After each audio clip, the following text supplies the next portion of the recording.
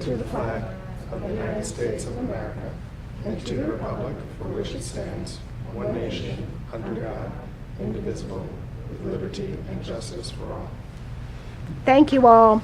Betty, if you could please let the record reflect that the board met in executive session to discuss matters regarding the appointment of a particular person or persons. And we'll start with Student recognition. our first order of business, which is student recognition. Let's do it. Dr. Superintendent.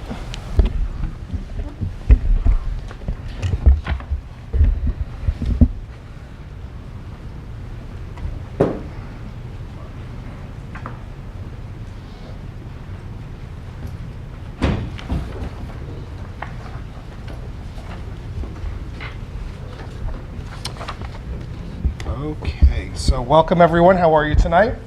Good to see you all. So Lizzie, how do you say your last name? Ori. Okay, thank you. So Lizzie Ori, who was going to be here the last time, right? But is now here this time because what you did was so special that we just saved the whole Seacliff night for you. Okay? So Lizzie's Genius Hour project. This way, Lizzie's here for Genius Hour. Thank you. Better? All right, so Lizzie's Genius Hour project was focused around how people cope with tragedy. She put her heart and soul into her project, and through her research, she was led to an organization called TAPS, Tragedy Assistance Program for Survivors. This program provides support to families coping over the loss of a loved one in the military. As a final culmination for her project, Lizzie wrote a letter to Dr. Zublionis requesting permission to host a lemonade stand to raise money for this organization. Lizzie took initiative and raised $235 for TAPS through her lemonade stand. So that is super, super impressive. Come on up.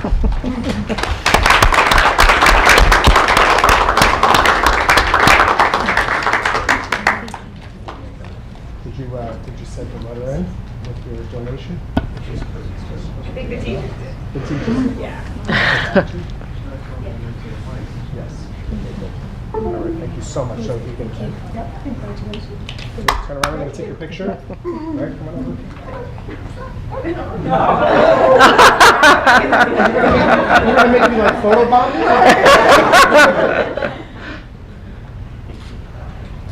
Great. Well done. Thank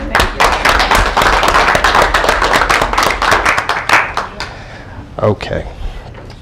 So we also have tonight some high school students who are here who have been named national semi-finalists and commended students through the PSAT program.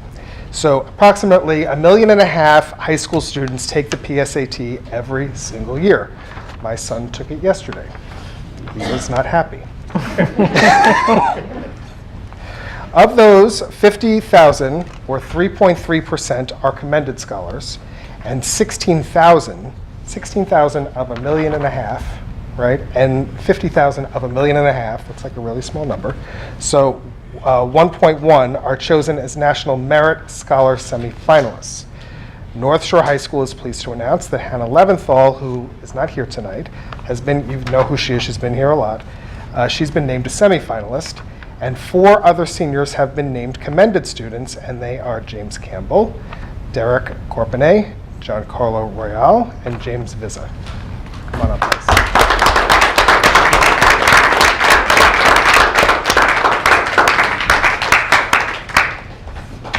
James.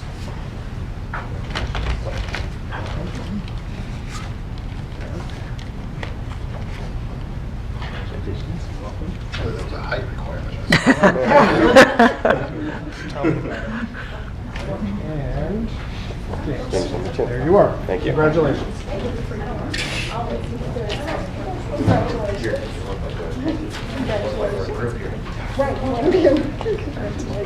Okay, so we'll take a picture.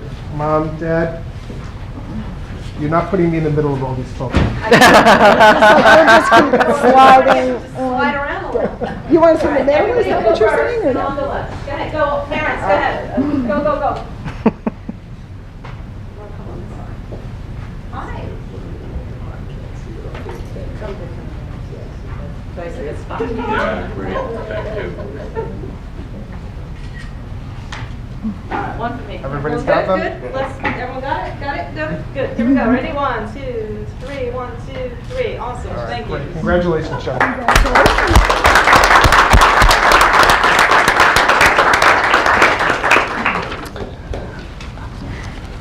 Okay, and lastly, James, where are you? Come on.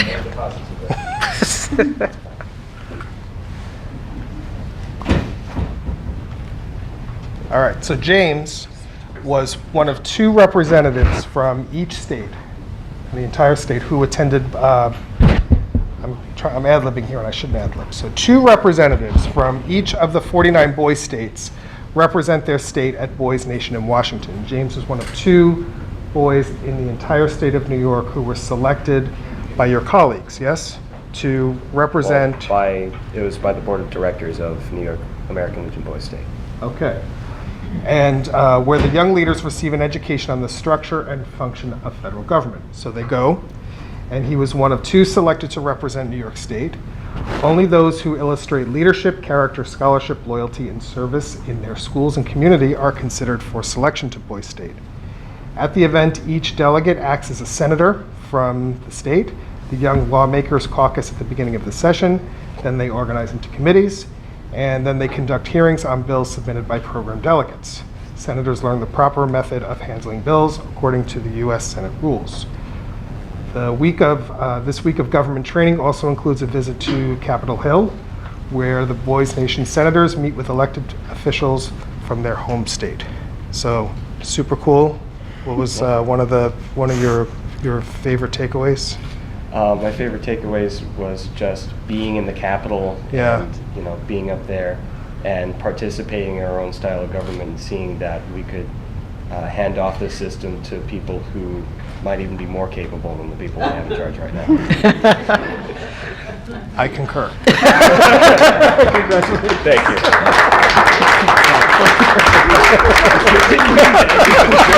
What's that? Didn't mean to end it with a joke, but No, but it was a very appropriate one. Congratulations. Congratulations. And that's what we got. Congratulations, everyone. Thank you all. Oh, sure. James, come on back. Grandpa. Sorry. Shiny part for me.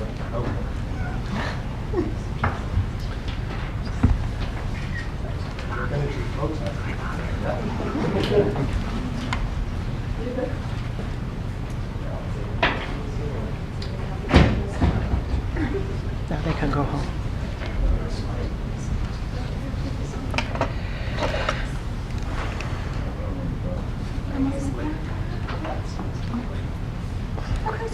So that's great. So we can just keep. Our Kim. next, Thank you all very much. thank you all so much, and that was terrific to have such a impressive group of students tonight. Our next item is we have a public hearing on our district-wide safety plan, which is, Rob? So it's just it's open for, I'm sorry. So every year, the district is responsible for updating the district-wide safety plan. That gets vetted by our safety and security consultants, Altaris. It goes through the safety committee. It is vetted by, it runs through John Hall's office.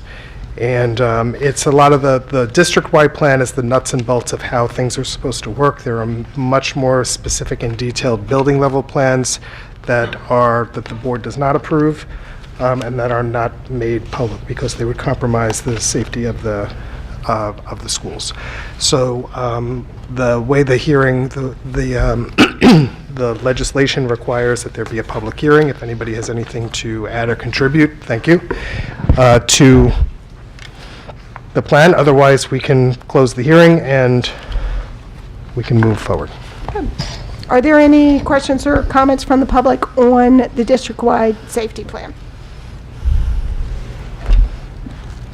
Okay, we'll proceed. Okay. Our next action is action 4, which is the approval of the minutes. Is there a motion? Do I have a second? Second. Are there any questions or comments? All in favor? I wasn't here. Would you like to abstain? I'll abstain. Okay, Tim would like to abstain. Okay. Motion passes. Action 5 is a report. It is the report of the superintendent. Great. So, good evening again. Before we get started, I do want to extend a welcome to our guests this evening. Some of them have left already, but welcome anyway. And I also would like to welcome Tina Masidi-Sayas and Daryl Mastracci, who are our new architects from CS Arch. They're here tonight to speak with the board about the status of our pre-bond referendum process, what we know thus far, what we wish to learn, and how we'll go about engaging the community and district stakeholders to develop a set of priorities. Tonight is designed to be a very high-level discussion, so we'll be able to speak in very broad terms about process, and we'll have a lot of time moving forward to get much more specific about projects and buckets of where things go and process all of that. So I will say before we get started that I have been very, very impressed by the caliber of their work thus far. They've posed the most excellent questions to us, and any good teacher knows that when you set people off on a good path of inquiry, only good things can come of that. So I thank them for that. They've given us an opportunity to think broadly, specifically, and boldly, so welcome. As we start to move towards gathering community input and stakeholder input, I've been researching an online tool to help us to engage a very broad set of community stakeholders and questions, and we'll be working through cross contracts to set that in motion within the next few weeks. Speaking of community engagement, I'm very pleased to report that we have interest from just about 80 community members and staff members who wanted to participate in one of our committees.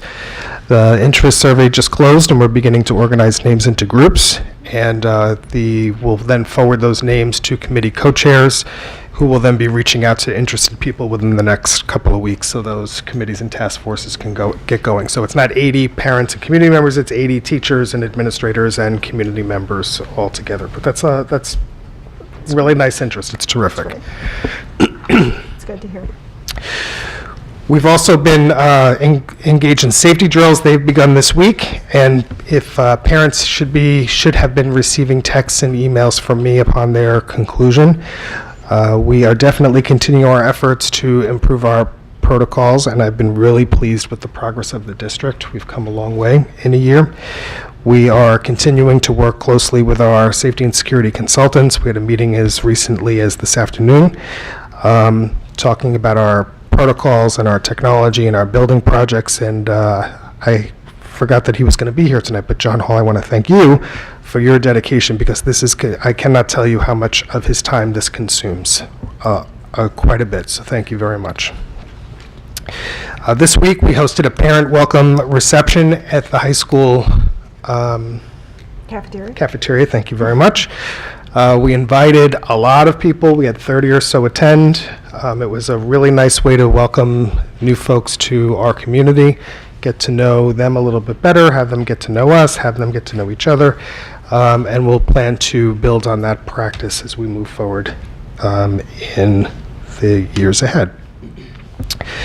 I'm really pleased to share with you that I was just informed that Assemblyman Chuck Levine has granted the district a capital grant of $250,000. That was what I said. I did speak with him today, and while he wanted to be here tonight, he had a scheduled presentation somewhere else. For those of you who know Assemblyman Levine, he is a really good friend to the North Shore Schools, and we can't thank him enough for his generosity. So we will now take a look at the capital projects that we have in our queue, and what will be a bold, impactful use of this funding, and we'll bring that forward to the board at a meeting that's forthcoming. So really terrific. And lastly, I am pleased to share that the district, Shelley Newman and I received an award from the New York State Public Relations Association this week for our use of social media. And so we won an award for an award of excellence for our Twitter Snow Day challenges.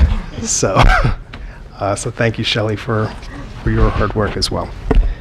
And that's it. So thank you all. Terrific. Thank you so much. We will move on to the report from our SGO representative. Hi. As some of you may know, my name is Michael Albanese. I'm the co-president of the student government, along with John Labate, who couldn't make it tonight.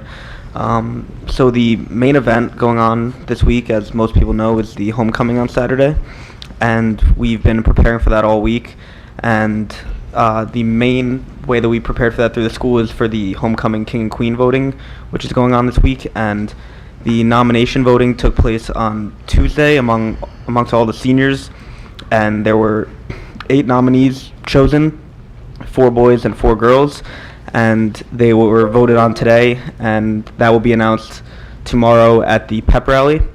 And to go off of that, we were asked by the athletic department to come up with more ideas to further enhance the school spirit at the pep rally, and our 2 main ideas for that were to come up with a student-teacher basketball game, which we'll be trying for the first time tomorrow. And after the pep rally, we are holding a SGO-sponsored event in the courtyard, which all the different clubs and sport teams were invited throughout the school to make baked goods or have merchandise sales in the courtyard, and that will be occurring after the pep rally is finalized at 2:55. And also the parade going on Saturday. We've been preparing for the parade, and the parade this year is going to go from the Glen Head train station to the high school. And the SGO has made a banner for that, and we will be walking in the parade along with many other teams and clubs.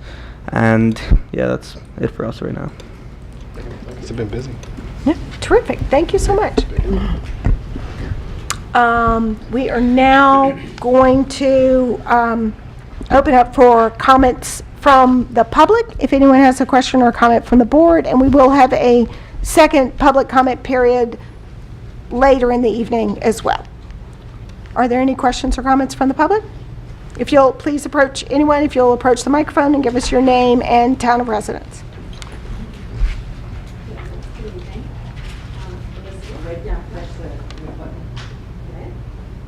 It'll be red when you press it. Hello, good evening. Perfect. Elizabeth Yakos, South Brookville. Just to touch upon the comment you just made regarding the grant. Explain to me how that works.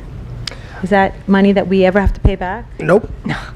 Interest-free? Interest-free, at our discretion. At our discretion? So what we, the way, there are, do you have another question? No, that's it. Okay. I could sit down. Okay, so the way it works is the various levels of government have the ability to give aid to organizations that they, in their constituencies. And so we have been the recipient of these kinds of grants in the past, some small, some large. This one was a surprise to us. The assemblyman called me yesterday and said, I have $250,000 for you to use for a capital project. So that's the only. It can be used for capital, yes, it can be used for a capital project. And so we didn't expect it, and we have a list of good things that, we always have a hard time funding in the operating budget, so we're going to go through all of those and try to make a really good choice on how to use that money. But there's some paperwork we have to fill out to justify how we're going to spend it, which we will do. And once it goes through the Dormitory Authority up in Albany. It's called DASNY. Okay. The Dormitory Authority of the State of New York. And once that gets approved, they release the money to us, and that's that. So this isn't anything we've ever applied for? No, No. and there's no strings attached. It's just like a good news story. It's great. Oh, okay, wonderful. Yeah. Thank you. You're welcome. Thank you. Do we have any other comments from the public? Okay, then we will move on to our regular business. The first item of which is the our pre-bond discussion with the architects. We are tremendously excited to have CS Arch with us here tonight, and they are going to start talking with us and with the community about how we can begin to think about a bond process, what that would look like, how to get input from the community, and how we're going to go about deciding what is right for our schools. Thank you so much. Thank you. Welcome. Thank you. Thank you for the introduction. That was very nice of you. It was deserved. Do I need to use this or? Yeah? For the recording. Let's see. Is that okay? Thank you, guys. Okay. So we want to just speak kind of broadly about the project that we're embarking on, and really it's really to determine what the project is, to set the vision with the district, and how we'll move forward from there. So the few topics tonight, we'll talk about the district vision and goals, which we're still establishing. Some precedent images, which are examples of the type of feel and how we can move from vision to built environment. And also we'll talk about the pre-referendum process as a whole and a timeline that we have laid out. So priorities. We've been meeting already with a group that we are essentially the bond steering committee group. It's a number of administrators, a few board members, to begin to lay out the sort of large pieces of the project that we think need to be addressed. So right now those are looking like safety and security, number one priority. Instructional space will be the next item, which will look at the district as a whole, school by school, which will be the same for safety and security as well. Infrastructure in general, across each school, and then an energy performance contract and how that relates to infrastructure. The goals, as it relates to both vision and looking forward and looking ahead, we know it wants to be tax neutral, very important. We think this is an opportunity to do something bold and something very impactful.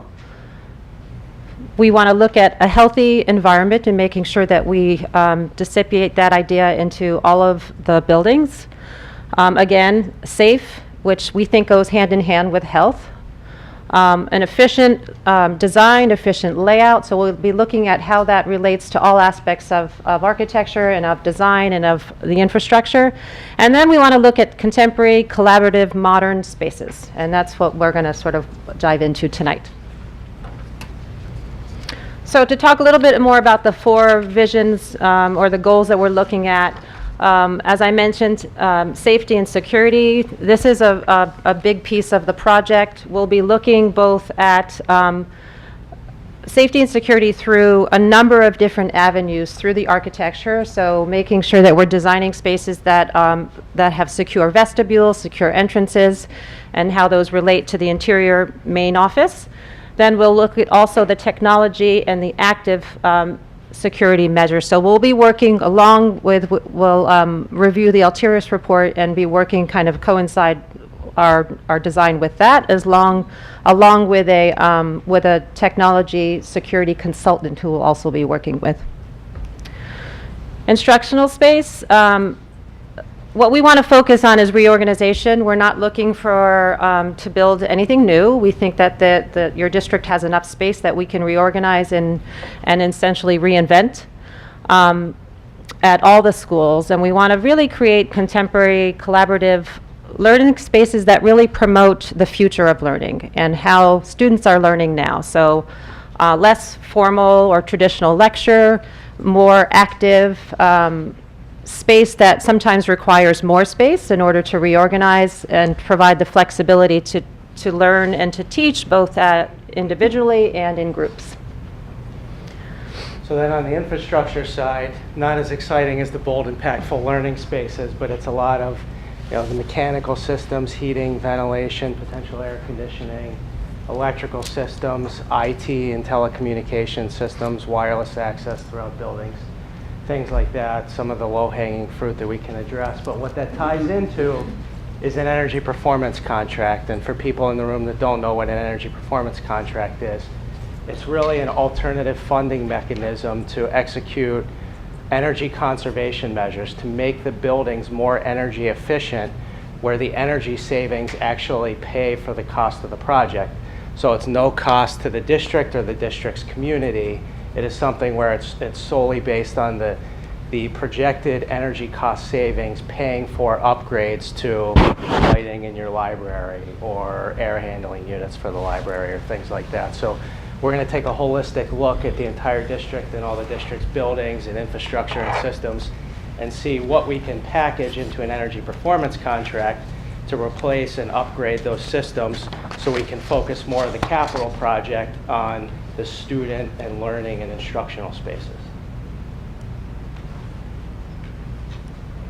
So the next set of slides is really just, they're images to, again, to give you a sense of the types of spaces that are current, are trending, and they're trending because they support a different way of learning, which is more or less how kids are learning now.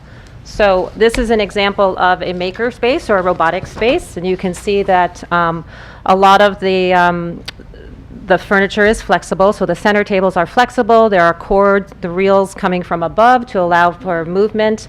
There are areas that are built out for storage, for easy access.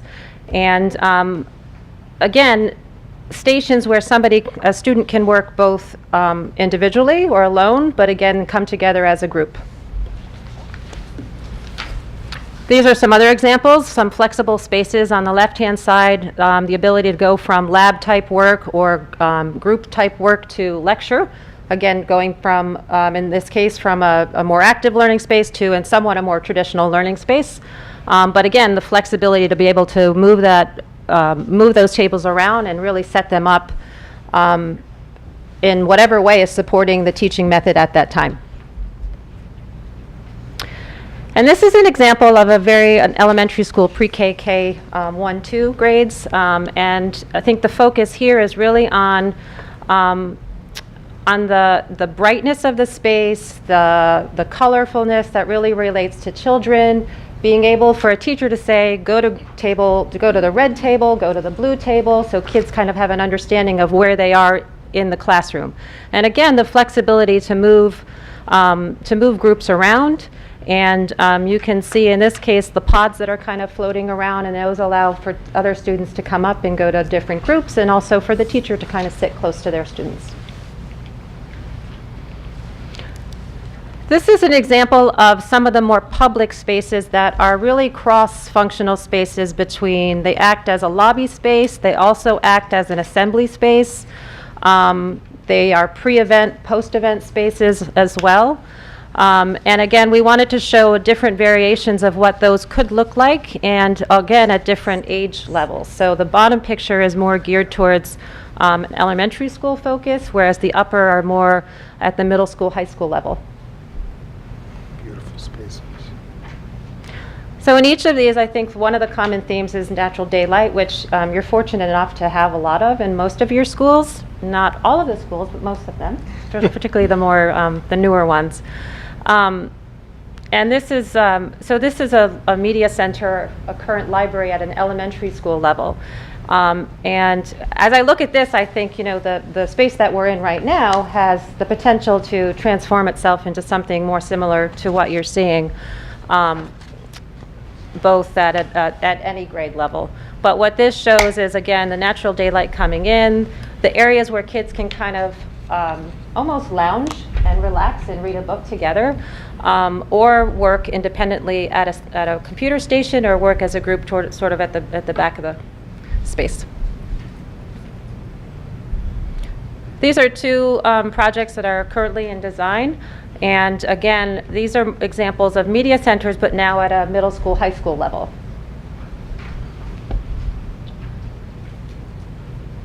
And this is one that was actually just constructed. And I sent a link to, He said it was to terrific. Peter, to Dr. Yeah. Biruzzo.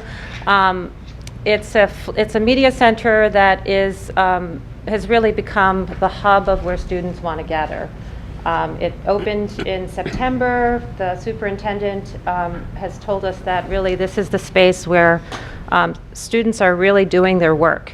They're meeting there, they're working there, and the space is incredibly flexible, again, to allow both learning and teaching to happen, but also to function as a space that can accommodate a meeting like this tonight.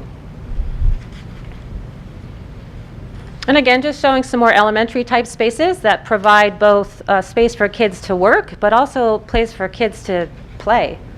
So some interior spaces allow kind of planned exercise or planned relaxing or planned learning. And we wanted to show an example of a facility that is not too different than this high school in the sense that it's a single-story space. It had a very similar entrance, a long sort of portico that was covered but yet open on the sides. And this is currently under construction as well, and we actually tore the whole front piece of that off and built a new entrance that coincided with a completely new secure entrance vestibule, and we were able to tie that all together. And the big space that you're seeing with the high arched roof is actually their community room, which they use as a flexible space for students during the day, for lecture and for events or for speakers to come in, and then they use for board meetings and community meetings at night. And then this is just another example of, this is actually a secure vestibule that we inserted into an existing vestibule space, and an example of another entrance to the right.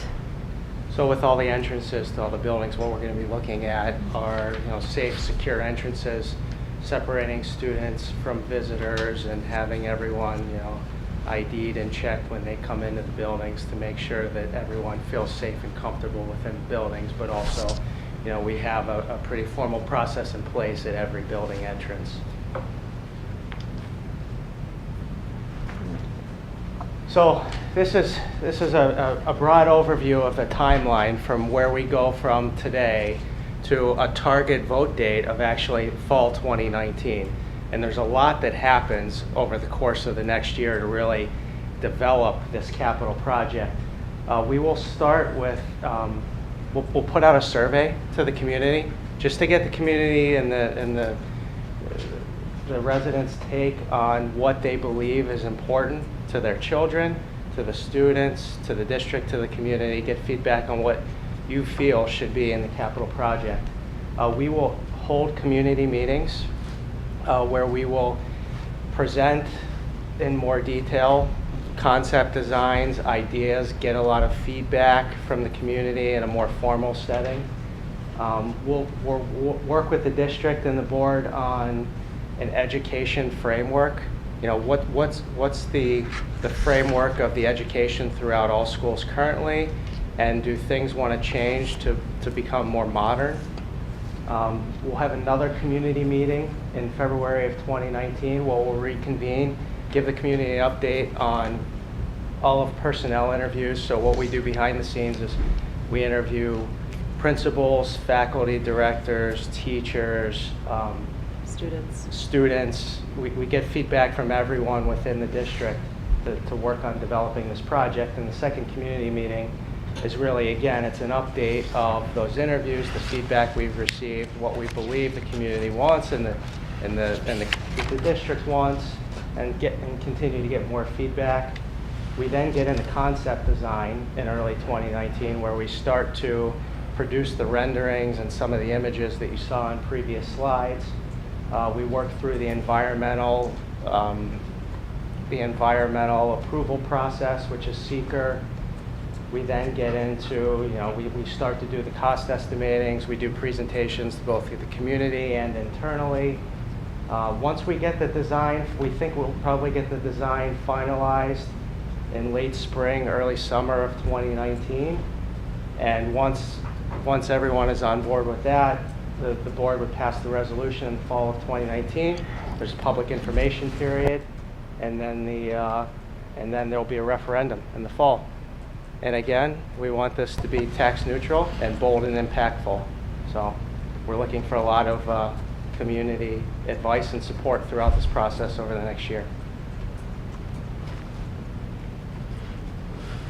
So next steps, the visioning sessions, we start to meet with the faculty directors and the people that really teach each department to start to figure out what their future vision is for education in North Shore schools. And that's where we interview all of the key personnel throughout the district and in every building. We revisit the current budget, the reserves, everything that was currently planned for this year and last year, and see what we can package into this new capital project. We do a deep dive into all of the infrastructure in every school building and start to put together an energy performance contract and identify a scope of work that we can pull out of the capital project and do through energy conservation measures. We will continue to meet with what we're calling the bond steering committee, and that's the core decision-making group that'll keep the project moving forward with us. And we'll also work on the formation of a community bond advisory team, and that's made up of community members that will also be a part of the decision-making process throughout the year. I think that's all we have, and unless there's anything else. Thank you. Trustees, can I ask you if you have any questions or comments, please?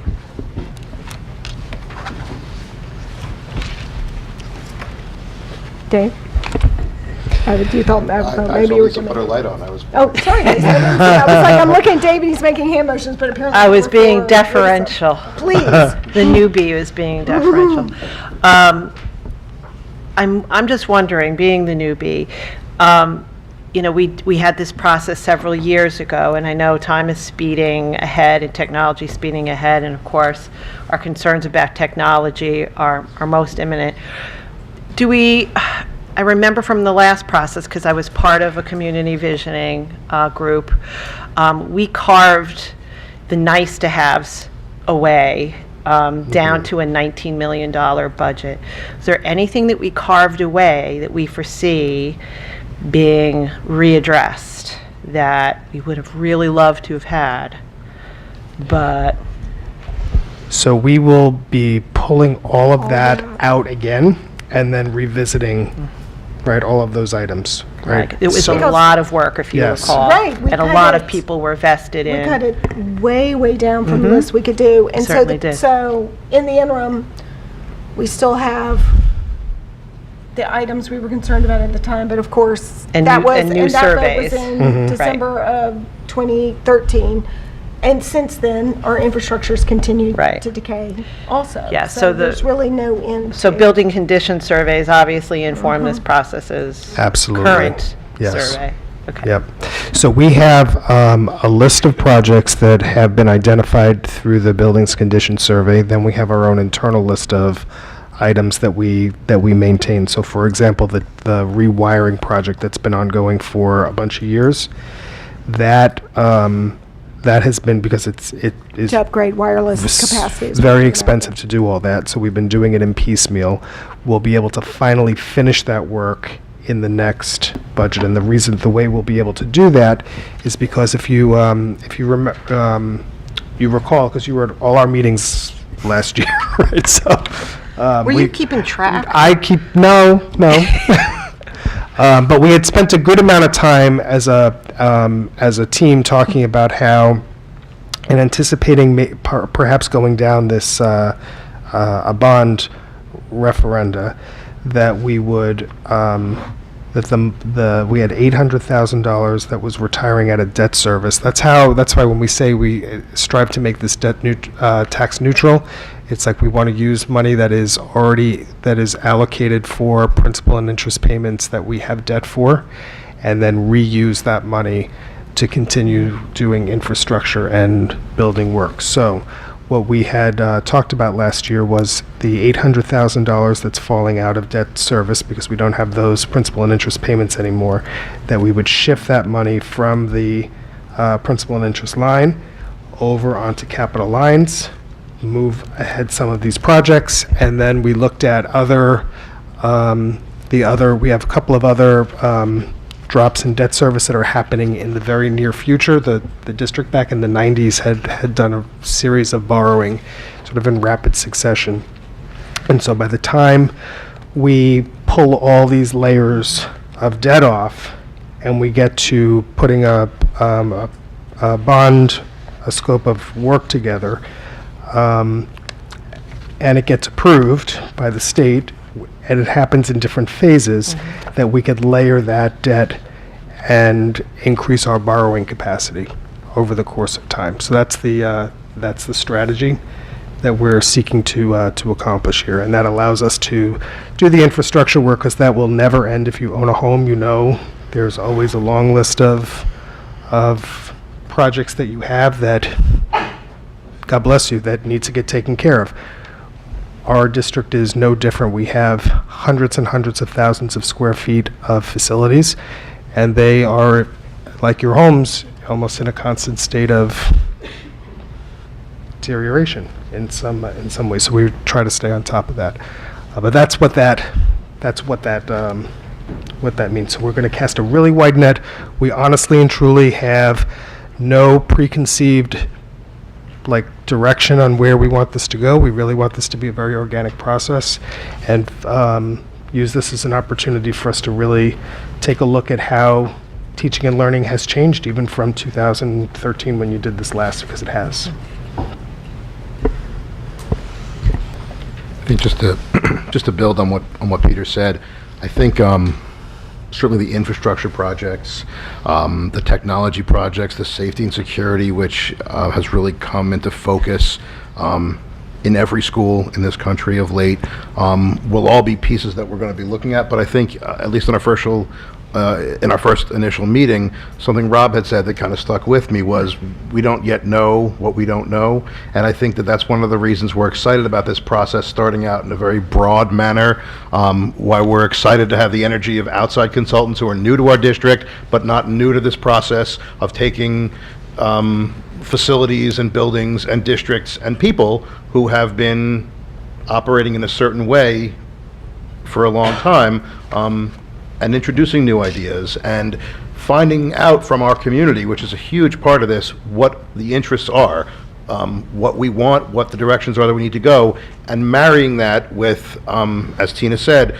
current trends, and not just trends, but established modes of enhancing learning that I think is really what's going to be important. But bring all of that together through this process, which is why it's not a rush. This is not, we're not voting on this in 3 weeks. We have a long time to really flesh this out, and I think that in the end, by casting a wide net early and then funneling it down to what's important and what's going to be impactful along with those 4 areas, is going to be money well spent. So I'm excited about it. Thanks. I think, if I could, and I'll add to that, I think Dave makes a very good point in that we're really excited to hear from the community and from our faculty and staff about what our students need. We're also really excited about the process that we've already put in motion in finding architects that can really bring a different vision, a different set of skills and expertise to what we know needs to happen, but we don't necessarily know how it could happen or what it could be like.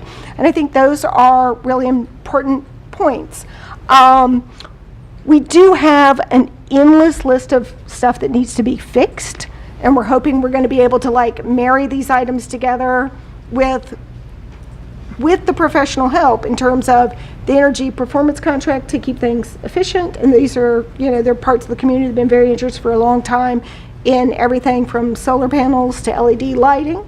And when we're working in an area and we need to fix things on this nearly infinite list, that we can do those pieces, and we can also move our instructional spaces forward simultaneously. And that's an expertise that we're able to get through this process with everybody's input.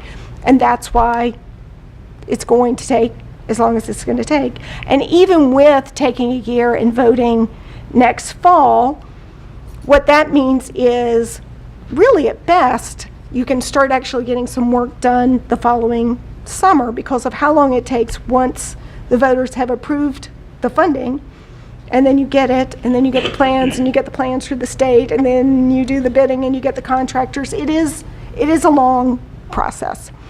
The other point I want to make is we do have a lot of infrastructure needs. The community has a tremendous investment in these 5 buildings and these tremendous number of acres and square footage that we have. And it is important that we maintain the value of those things, and the school district works on that all the time. Although I think it's difficult to see. You don't know when we fix circuit breaker panels or do other very exotic things like boilers. Septic tanks at Seacliff, that was very fun. And we have a lot of mechanisms for doing this. We absolutely deal with repairs and infrastructure in the budget every single year. We deal with it through the capital reserve funds, which voters both vote to fund and then vote to spend the money out of. And we do it through, there are also emergency, there's the repair reserve. And then the other mechanism that we have is the bond. And it is not something that you can do every day. So we are at a specific moment in time with debt service coming off that we have an opportunity to do something for our schools. And it's important that we think about it carefully, not only because this is an opportunity that comes up just now, but because it won't come up again for a long time. Your capital reserve fund, we voted on 2 years ago. That's for the next 10 years. That is set. This bond, however this works out, this is, in terms of a tax neutral bond, this is our opportunity now. And so it's a moment of tremendous opportunity, and we're really going to need everybody's input to have this work in a way that works for everyone. The next, just for timing, just so the next, after this opportunity, your next opportunity to have, any tax neutral borrowing of any consequence is 2031-32. That's not tomorrow. Right. Trustees, do you have any other comments or questions, or do you want anything about the process or questions? No. For the architects? Everybody good? This is John Hall, our Director of Facilities. Yes, please. I want to recognize also, not to take a little thunder away from CSR, also Savin is representing. Thank you, tonight, yes. Construction managers, Frank came down. So Thank you, Frank. they're also part of the process in planning as well as the implementation side of construction. So thank you for coming. Thank you. Thank you, Frank. We've had a very long, very positive relationship with Savin, so we're really delighted to be continuing with you. You don't want to do public comment? No. I can make a motion if anybody has anything. Is that okay? If you want to, you can. They're here. Okay. I'll make a motion, trustees. It's up to you. I would make a motion to amend the agenda to open public comment for questions specifically about the bond process. If you're open to that. Is there, I'll move, second. All in favor? Okay, we amend the motion. We are going to open up public comment for anyone who has thoughts or questions specifically about the presentation we've just seen or the bond process, in case anyone came for that purpose. Because with them, we got to go through a lot of motions after this. I'm not challenging. Denise Reiner, Glen Head. I'm not challenging. I'm truly just asking. When we do a bond process like we did 5 years ago, when we took a look at the infrastructure and everything that was half dues, when we do this, did the people who we hired, did they look at what our needs would be over the next 5 years, or over what kind of time frame? And I understand about debt service and all of that. So what I'm asking, and I'm not challenging, I'm really asking because for the public, you're going to have to be able to. So I'm asking because I'm looking, and this is beautiful, but I'm a little unsure if, for all those reasons of debt service and everything, if we want to take out a bond and we know how much we'd like to take out and we're trying to figure out how we would like to spend it,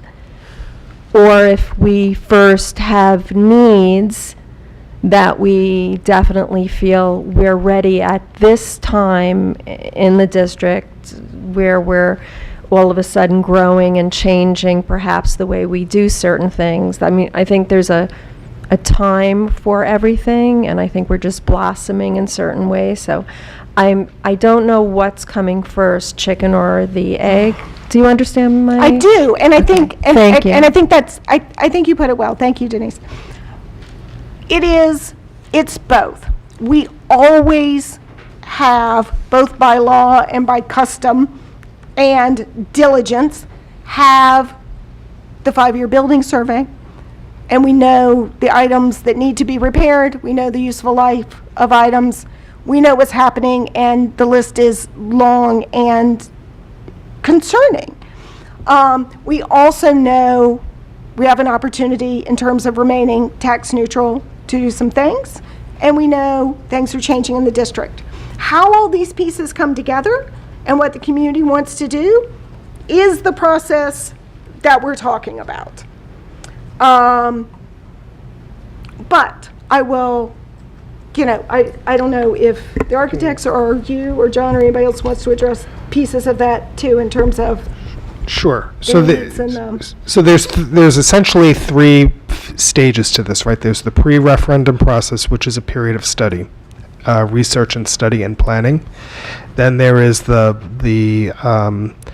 vote on if the board chooses to move forward with putting a referendum forward.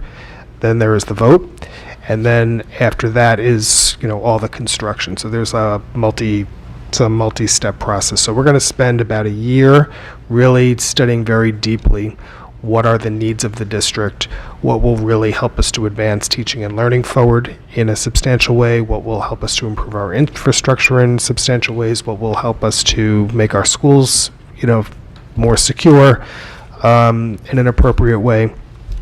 So it is not so like I said, there'll be a lot of study for now.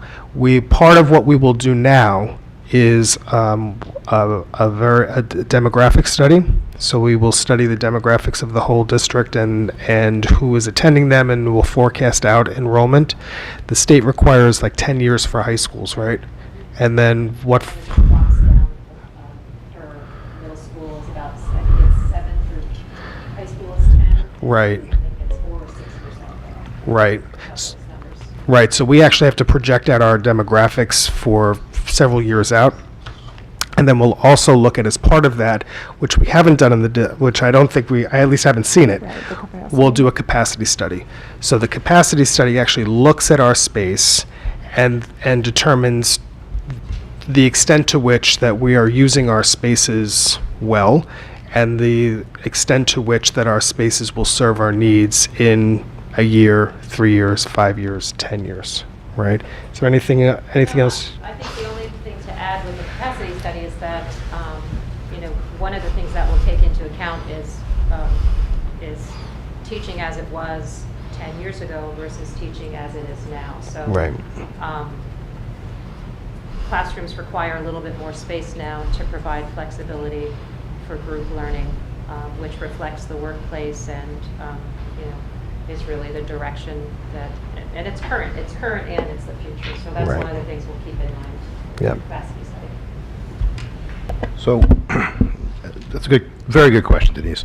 As you know, I'm a business owner, and while the world of business and education are not analogous, that's largely the lens through which I approach this.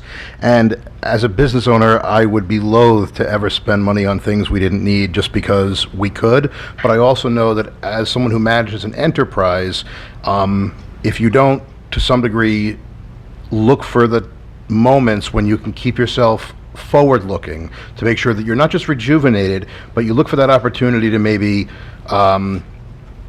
buy a piece of machinery that you're going to need that will enable you to succeed, not today, but maybe, well, today too, but also going forward, that you have to look for those opportunities. And to some degree, in addition to all those infrastructure pieces we need, that Sarah has talked, I won't say gone on, but has mentioned, because they are voluminous. You have to also think about these moments when you can think about positioning our district for our children and for our community for the future. And this is not an opportunity to be wasteful or to think, oh, we found a pot of money. That would be that would be highly irresponsible. But you do look at it and say, what do we need? And we have spaces, we have energy usage that we can't necessarily find a way to properly address through normal budgeting, that this is an opportunity to take this moment and position ourselves well going forward. And through the process we're going to do with the community, I think that's going to yield the right responsible growth for us, so we can be well positioned going forward. That's how I see it.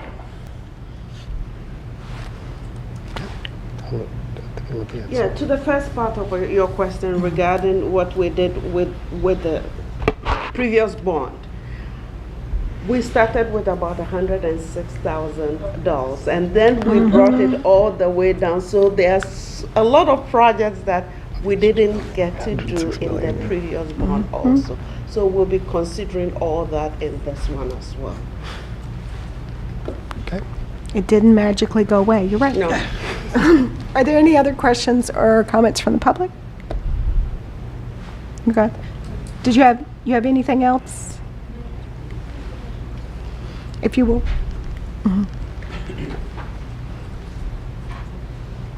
Hello, again.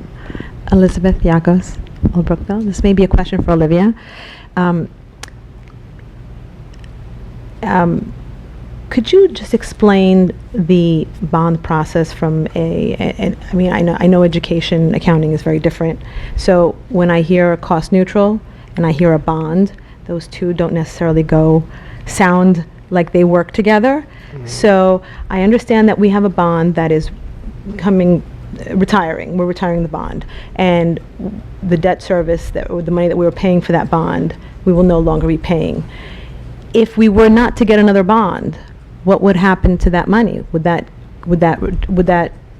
have a tax reduction on the community? If we had all the money in the world and this bond went away, would that be a tax reduction? And is that what we're saying if we kept a bond and kept the debt service on a new bond, that's what you're referring to as cost neutral? I can.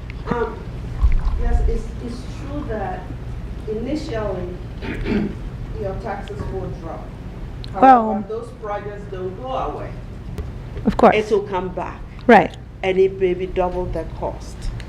No argument. at Projects the time- always need to happen. Yes, and at that time, if you go and borrow money, and given that interest rates are also going up, if you don't go for the borrowing at the right time, it means that you also be paying more in interest, as well as the escalation in the project cost. So what would have cost you $2 will cost you $4 at that time. So it's always good to think about it, just like Trustee Lodman said. Think about it in the long term. Just like a house, if you put all the project on the back burner, one day you have to address them. Right. And if you address them at that time and the cost goes up, you're going to pay a price for it. That's what we are trying to Of course, and I'm not disputing that at all. I know, in my home, you put projects to the side, and often they need to be dealt with before you think you're ready to deal with them. But I'm just trying to understand the accounting process from educational accounting, because I know it's very different. Is that what is referred to by the or by the cost neutral? Yes. So, yes. So what'll happen? So we have. So in this debt that is retiring at the end of 1819, okay, there's roughly $800,000 in principal and interest payments in debt service. Okay. That bond will be paid off. Okay, so through the budget development process, we will have some choices to make, right? So that money can either be used for new borrowing, if we wanted to do that. That money could be offset to different lines of the budget, okay? Or you're absolutely right, it could be returned to the taxpayer. That would be and used to reduce the budget. Those are definitely options. What we had talked about last year in our long-term planning, right, was that the strategy that we would use would be to take the monies that were in retiring debt and use them to leverage longer-term projects. at no additional cost to the taxpayer. So it's not at no cost to the taxpayer because you are obviously paying that in your Paying tax that. bill Right. already. So I don't want to be disingenuous But you're about looking that. for debt that you would service with that $800,000 annually. Yeah, exactly. Right, and keeping in mind that 800,000 is a large number, but divided by the number of people in the district, not so much. Right. So we just want to make sure But that on a per household basis, it's, exactly. So when we think about our borrowing, and we want the best way to do your borrowing is to keep your levels flat, right? So the taxpayers never feel a spike because, as Olivia was saying, the projects don't go away. So if you set them aside, right, the projects end up piling up, and then you are compelled to go out and float a bond to get some of this work done. And should the community approve that bond, you then see a big spike in your debt service, which is right. And then it stays up, and then it comes down a little bit, and then it goes up. So this is the strategy that we have chosen to take is to do this in a very flat, non-impactful way that still keeps everything moving forward, helps us to see opportunities as they come out, because some of this borrowing is not going to happen for many years, right? So once the projects are, assuming the board chooses to move forward with this, assuming that the community approves a borrowing plan, assuming we have a set of projects, some of this borrowing isn't going to even happen for maybe 3 or 4 years, right? By the time everything happens. So we want to just make sure everything is very carefully planned and executed so the taxpayer feels no negative change. And Okay? usually these bonds last for how long? Depends on the project. It depends on the type of building, about 15, 18 years.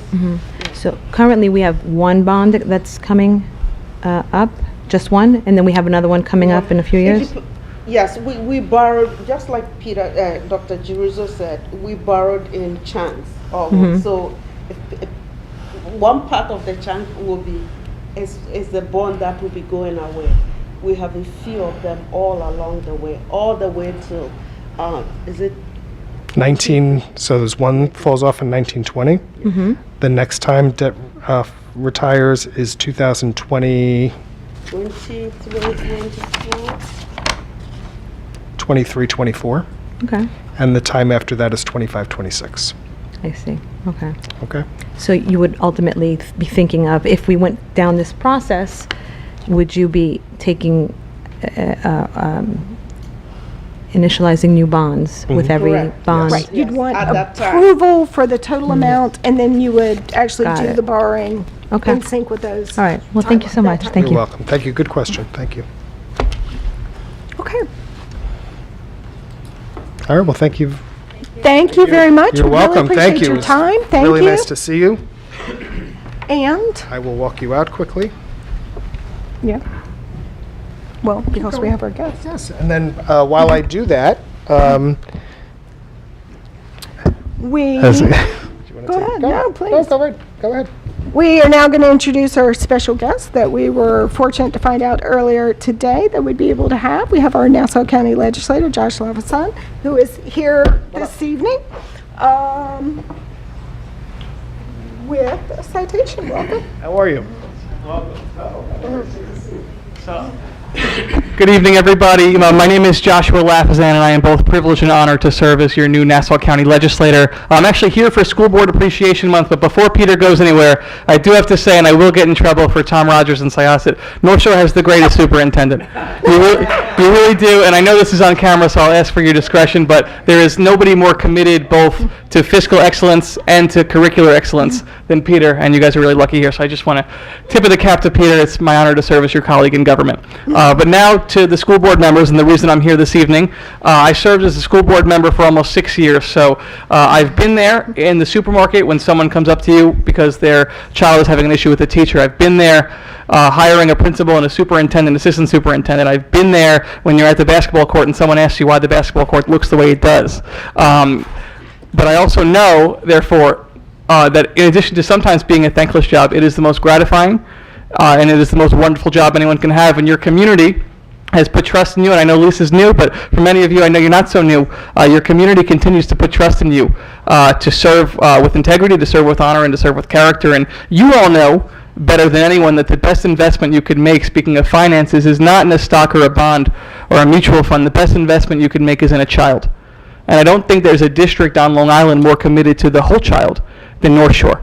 So New York State School Boards Association honors New York State School Boards Appreciation Month. So I'm here on behalf of the 1.3 million residents of Nassau County to present you these citations for not only gratitude in my official capacity as your legislator, but as a former colleague.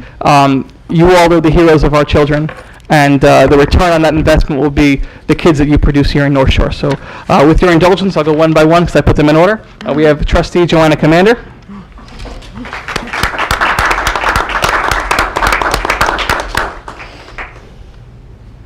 I'll just go around this way. We have Trustee Richard Galati.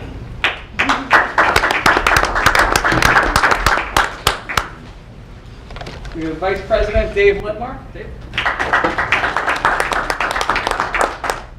I'm coming back for Superintendent. Well, actually, everyday Superintendent Appreciation Day. That's good to know. President Sarah Jones.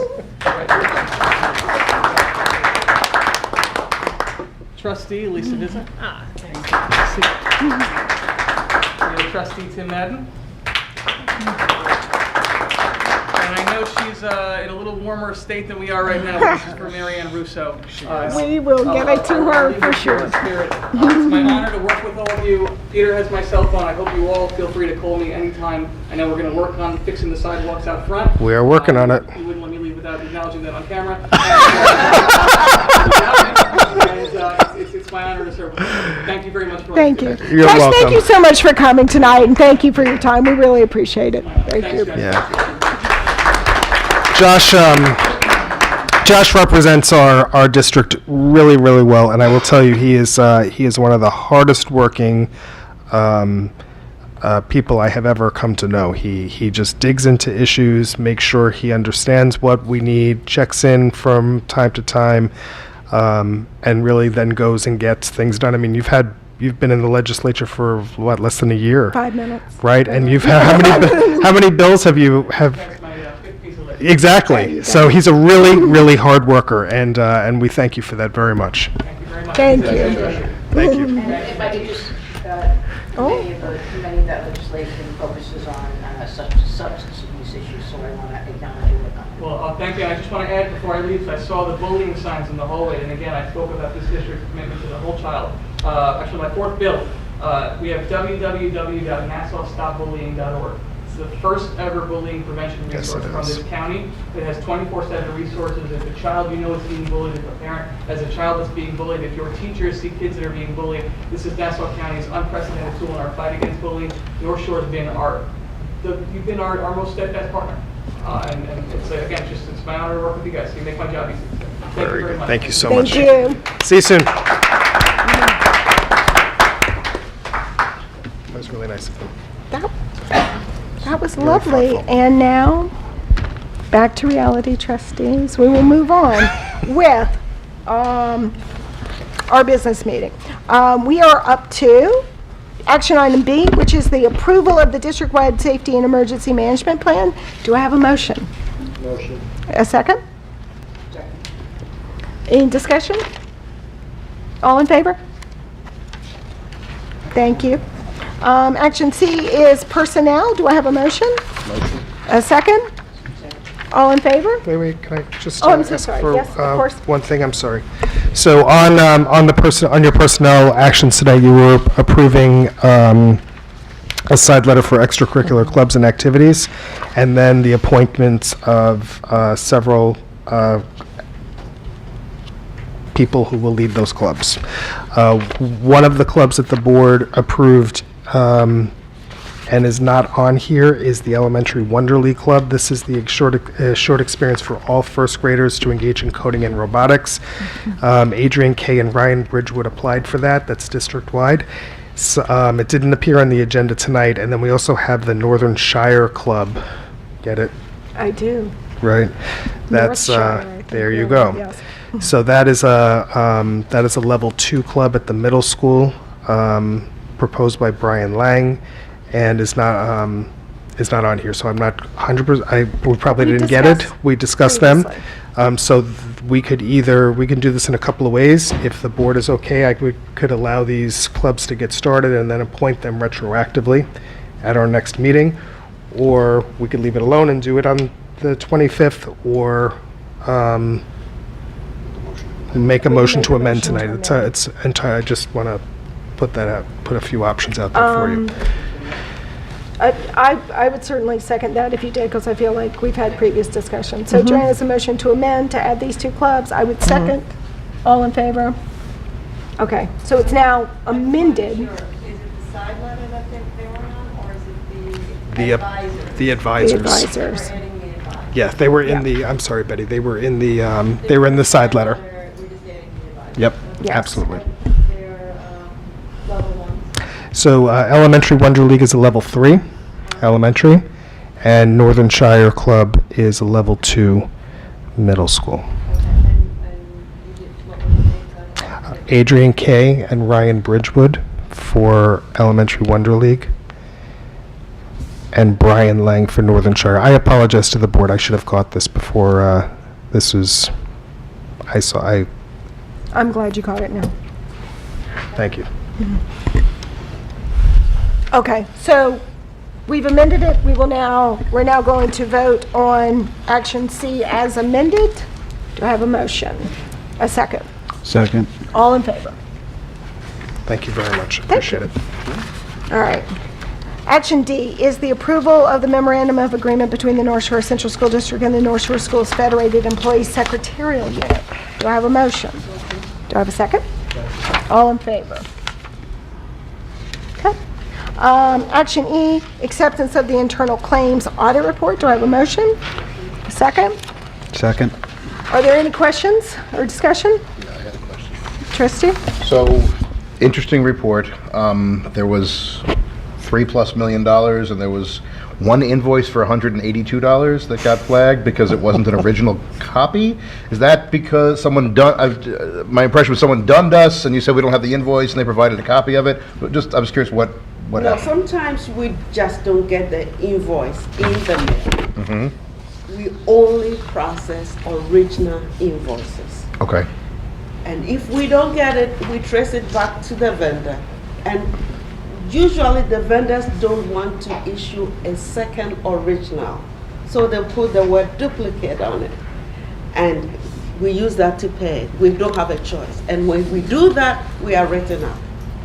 Well, I think that, honestly, if you're getting a report, 0% looks fishy, but 0.001% looks like someone actually checked, so that's good work. Thank you. Are there any other questions or comments? All in favor of approval? Thank you. We're on action, oh, no, we're not. We're on action F, acceptance of the donation from the North Shore High School PTO to the high school, $300 for lunch for our college recruiters at the college fair. Do I have a motion? Motion. Second? Second. Any questions or discussion? I just, Trustee? certainly I support this. I would think that getting college recruiters to come and meet our awesome students, the district should be buying them lunch. It should be accommodating them in every way and not Some needing a coffees donation and- to do that. So in the continuing efforts, the board supports getting college recruiters to understand what's unique about our district and get in here to meet our kids and get them into the top schools and the middle schools and any schools that our students want. So happy to have the donation, but hope that we can find money to buy them lunch next year. No, this is, they are supplementing it. Okay, We are paying part of it. okay, Okay. okay. So, thank you for the generous donation, and I think, yes, the board would absolutely like to support college recruiters coming to campus. All in favor of accepting the donation? Thank you. Action G is acceptance of donation from McAuliffe to the Seacliff Elementary School for the soccer goals. And is there a second? Second. All in favor? Thank you. Action H is the approval of a change order from Locust Valley Electric. This is on a previous bond referendum project for Phase 3 at Seacliff School. This is actually we get money back. This is for $11,813. Do we have a motion? Second? Second. All in favor of getting your money back? Yeah, I'm sorry for the motion. Thank you. Action item I is the approval of the agreement between North Shore and the Wilderness Traveling Museum. Do you have a motion? A second? Second. Any questions or comments? All in favor? Thank you. Action J is the approval of our agreement with Collins and Scoville Architecture, DBA CS, the architects we saw previously. Do I have a motion? Motion. Second. Is there comments, questions, discussion on the contract with the architects? All right, all in favor? Thank you, Good trustees. choice, everyone. Action K is the approval of IEPs. Do I have a motion? Motion. Do I have a second? Great. All in favor? Thank you. Action L is the approval of an employment agreement with, Mary Beth Graff. yes, do we say? Yeah, I didn't know. I was pausing whether we just say a person or Mary Beth Graff. Is there a motion? A second? All in favor? Thank you. Action M is approval of an agreement between North Shore Schools and Jeffrey Gottlieb. Do I have a motion? Motion. A second? Are there any questions? All in favor? Thank you. We now move on to our reports. Action N is board committee reports. Do we have a report on the bond steering committee? Yes. Just very briefly, Tina and Darrell, who were here, the bond steering committee, which is comprised of Trustee Russo, Sarah, and myself. John and Olivia, I'm sorry, not John, was at a conference learning about how to make our schools better. But you, John. Olivia and Peter and Rob, of course, were there. We discussed the formulation of the Bond Advisory Committee and the community survey, two important pieces to solicit input and direction and help from the community and all stakeholders at large. We confirmed some of the details, quite a few of the details that were covered in tonight's presentation, up to but not exclusively, the importance of remaining tax neutral, the 4 areas of focus, which again is safety and security, instructional space, infrastructure, and the energy performance contract. And again, what I talked about earlier about casting a wide net and then narrowing it down to something that makes sense and is functional and is necessary. And we laid out this timeline. I think it's important to be clear that we're not locked into this timeline, but you need guideposts to go forward. So the idea of a fall 2019 vote is what makes sense at this point, subject to ongoing process. But I think it's also important for the board to know that likely with that timeline, the key date for me is that hopefully by February, March, we should have a good idea of what it is that we want to do.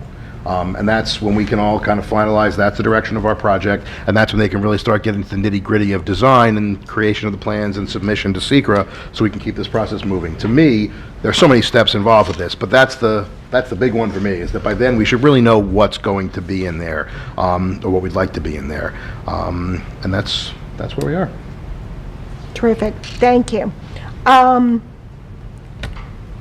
Do you report on wellness? No. Because wellness will meet on Monday. Okay. Are there any other bond committee reports that we've overlooked? All right. Then we will move on to, we have another section for comments from the public. Is there anyone in the public wishes to make a comment or ask a question of the board? Okay. We can move on to old business, which can be any number of items, but we did have a marker here to indicate that if there were any requests for extensive information from board members, that we would discuss those at this time. So right now, I don't have any, I don't have any to discuss with the board. I've had a few things come up and I've been able to answer them. Okay. We probably will have more to talk about in the next meeting. Okay. Is there any other old business or any questions on that? Moving on to new business. A question had come up amongst board members previously about discussing, which we've done from time to time, board meeting start times. We have run a little late from executive session into the public meeting recently because of some limitations on when we can start the executive session and the amount of material that has to be covered. So we had started to have a conversation that we should have here about considering whether we should keep the 7:30 start time or possibly consider 7:45 or any later. Does anyone have any thoughts or feelings on this? So I don't think it's fair for us to either rush executive session or to keep the public waiting that are here. So I don't like the idea of a meeting that starts at 7:30 and having us running in here at 7:36. It's not ideal. I think a small change is not going to make much of a difference, but I think it's very important that if we change, it's a universal time. I mean, I think I guess contrary to what some people think, we really like when people come to our meetings. We like when people ask questions and speak at the podium and show an interest in what we're doing. As you can see, everything we're talking about here involved a lot of time and effort and work beforehand, and we want to share that with the community so everyone knows what's going on. So to elicit more people coming with a set start time, and one thing we've done this year, this is part of this conversation I guess we should mention, is keeping them all here. There were some comments in the past that moving from building to building, it could be confusing and people didn't know where they were, and even though it was nice to see the different facilities and have a meeting in the Seacliff or Glen Head, keeping them all here as a consistent place was the best way to maximize attendance. So I like consistency. I don't mind a small shift to prevent us from being rushed. Anybody else? Where's everybody on this? I agree with Dave. Small shifts? I'm in agreement too. I think it's better for the smooth operation for us to have a little bit more time at the time. So a little later here. I agree. Are we talking about a 7:45 start? That's my sense. That we feel comfortable given some of the rushes with the executive session. So I would be in favor of that. I would agree. And I'd also agree with the one venue. I think Unless there's something statutory.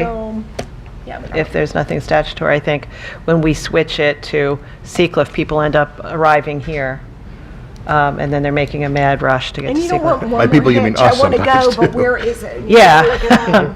And, you know, and then there's also some issues with just the ability to tape and have audio that's, that residents can hear when they look at the online video. I know Seacliff School last year was a problem. I think the middle school, the acoustics in that room are not great either. So if we could just get it down perfect here twice a month, it would be perfect, and we'd know people would know there's a central meeting here. Given this conversation, I would move that we put it on the agenda for next time so that the public knows that we're going to vote on it in case there's any further comment or discussion, and to make sure people have notice. It's 15 minutes, it's not an enormous change, but that would be my recommendation. So that would be a discussion item for October 25. Hopefully brief, but yes. Okay, sounds good. Is everyone good? Okay. Great. Other new business. What have you guys got? The night is young. Come. What? No. Joanne's looking at me like, no, it's not. I have one little thing. I've got a little thing too. Go ahead. Why don't you go first? I know. Okay. All right. So I had written the board about a staffing increase. So we have students who have arrived, new E&L students who do not speak English and require support, additional support. And of course, I am looking for... Right, it was in your That's- board update that yep, you needed a point absolutely. So I two need at a the middle point- school and a point two at Here it the is. high school, right? Yep, so I am in need of I've got it here, thanks Dave. So I have the need for additional .2 E&L at the middle school and an additional .2 E&L teacher at the high school. The E&L teacher at the high school will provide services in the Algebra 1 class, and the middle school teacher will provide integrated services in an ELA class. So I just wanted to make sure that was okay to move ahead with that. Yes? I mean, Great, we'll post yeah, it. it is what it is. Yeah, thank you very much, I appreciate it. My small thing is homecoming is Saturday. The board is cordially invited to march in the parade. So I will point out to you that anyone who would like to join us we're gathering at 9:30 at the Glen Head train station for a 10 o'clock parade start. So dig out your baseball caps from past board recognitions, and I hope to see you all there. It'll be Those fun. awesome baseball They're really caps. awesome. It's got my name on the back. It'll be It's got my name. It'll be fun. We have a great day planned. So the parade will start at 10. The carnival, once there'll be a carnival up at the high school fields. And just so there's no misconceptions about what's going on, there is truly something for everybody. It's not just all elementary kids. There are from very young people all the way through high school. There is something, and then the game is at 2:30. Is the game against 2 o'clock? Thank you. So the varsity football game is at 2 o'clock against Hewlett Woodmere, and we will look forward to a good outcome. But we have also this year scheduled homecoming events for all of our athletic teams. We talked about this last year, so there are both men's and women's varsity and JV games happening all weekend. They will start on Friday, so it's not just about the football game on Saturday afternoon. There is stuff happening all weekend long with many of our athletes. So I encourage you to take a look at the schedule and get out there and support our Vikings. Thank you. Anything else? Do I have a motion? Trustee? I have a motion to adjourn. Is there a second? Second. All in favor? Thank you very